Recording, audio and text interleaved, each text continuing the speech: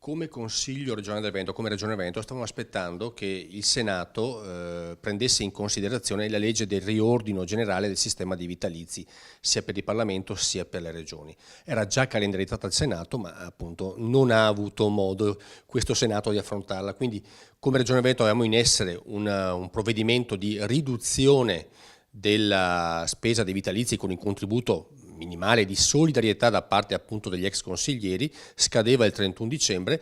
Con questo nuovo inizio appunto di attività legislativa del 2018 andiamo a riproporre quel provvedimento per il prossimo triennio, per dare continuità appunto al contributo di solidarietà e per affrontare il tema appunto della questione dei vitalizi in essere.